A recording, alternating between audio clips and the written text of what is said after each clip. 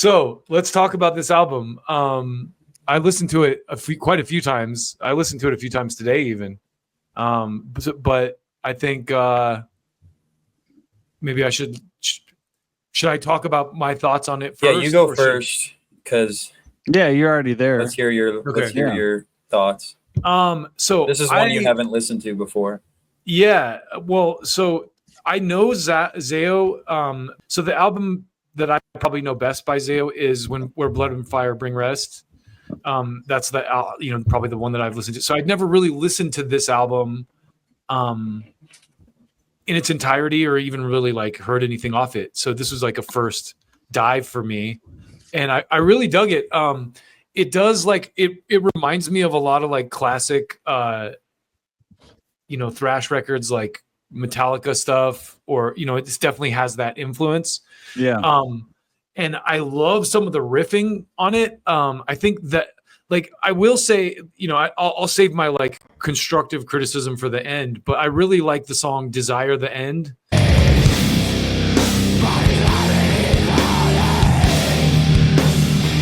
I liked the way that this album was structured, almost as like a story or like a concept album, in the same way that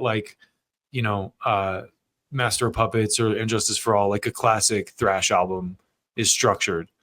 And I really dug some of the riffs. Like I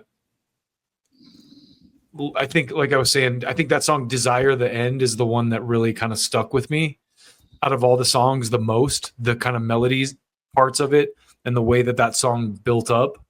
I'm curious, Joey, why you chose this album. Yeah, so am I. I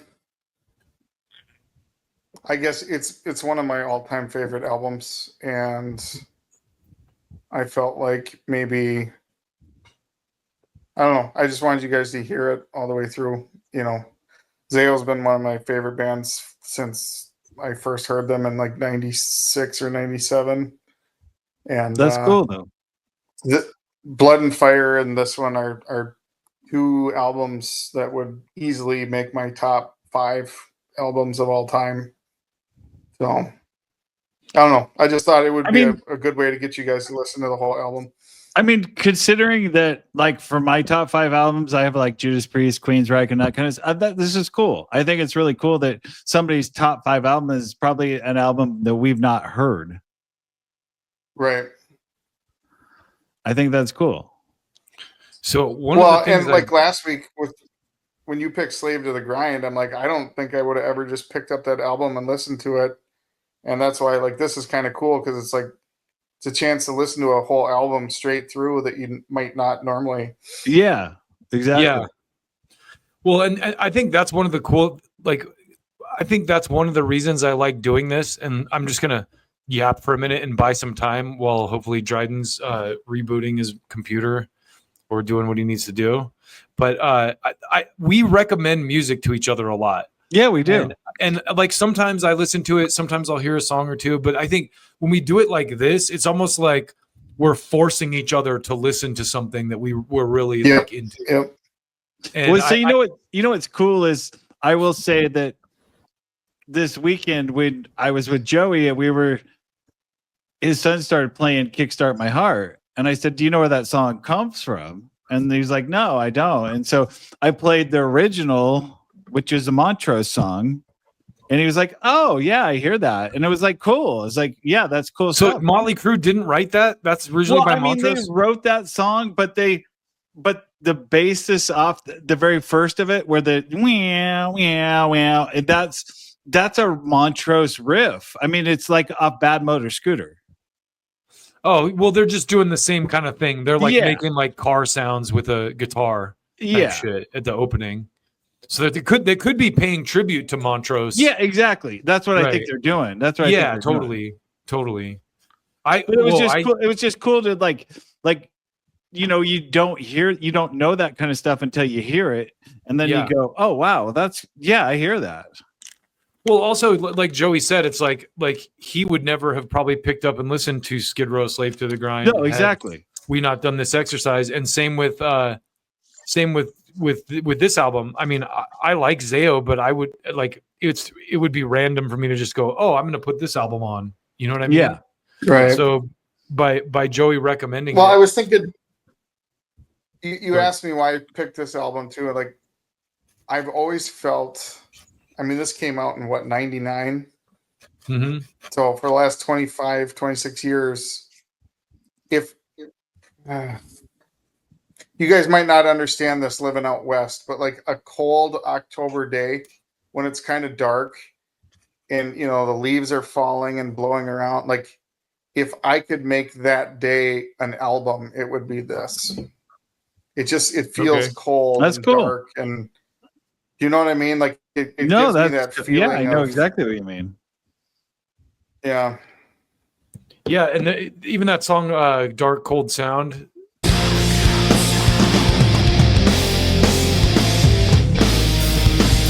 Some of the riffs too, I really like some of the stuff he's doing. I will say though, I think because I was listening to this going like, why haven't I listened to more Zayo? And I think I kind of figured it out.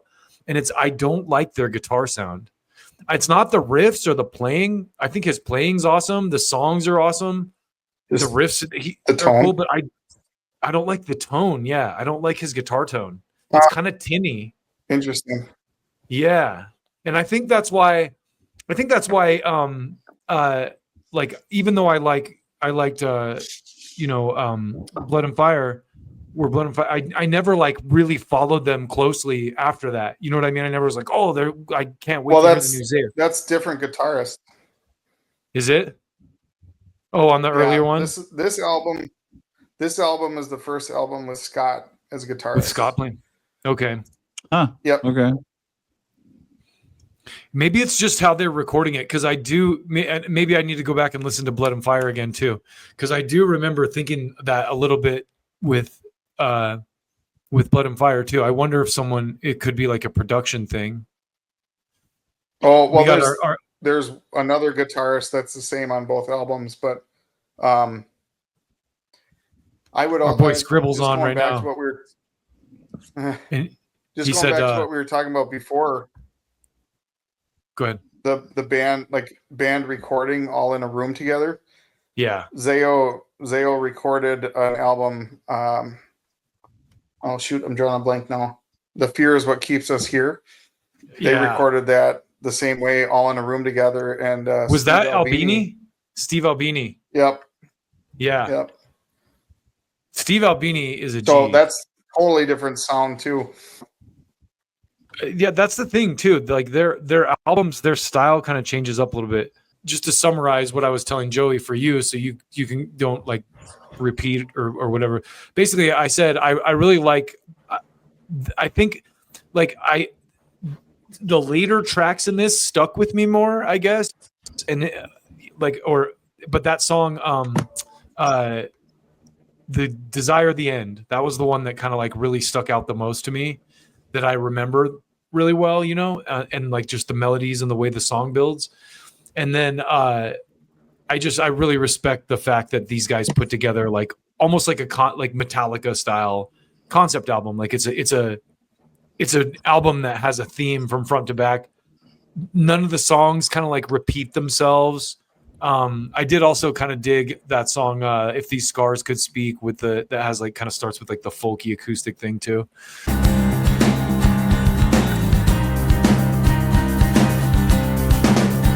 But just overall, I think it was really good. But what I was telling Joey is, I think one of the reasons I never got into Zayo is I don't like their guitar tone. It's not the writing of the riffs. Like the riffs are great, the songs are killer. But like the way the guitar sounds in the mix, I don't like that much. Like it kind of bothers me. I can agree with that. I think I really liked it because I don't know if any of you guys have heard On Broken Wings, but it gives me that kind of vibe. Like it's very like hardcore, but they also have these like breaks where they do, like that folk thing, or they're doing like these distances kind of parts. And I don't know, I really liked it. I was surprised. I didn't know that I know what you listen to, Joey, but I didn't really know that side of like the music that you listen to. And I've never really listened to this band either. The vocals too are like the vocals remind me a lot of At the Gates, like that Yeah. I would like, agree with that. yeah, that Swedish metalcore Yeah. of like the late 90s, early 2000s. Definitely, I'm sure they would say they're influenced by that too. Like Yeah. everyone was influenced by that at that time. Everyone in metal was influenced by that. I know they were.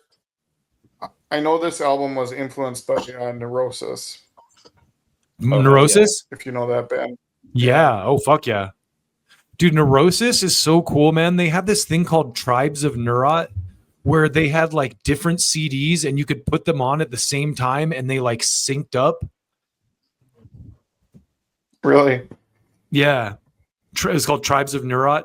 And so like one of them was like just like drums and percussion CD, like just really cool. But then you like if you put two CD players next to each other and push play at the same time, the CDs like sync up. They like overlap. It's fucking That's cool.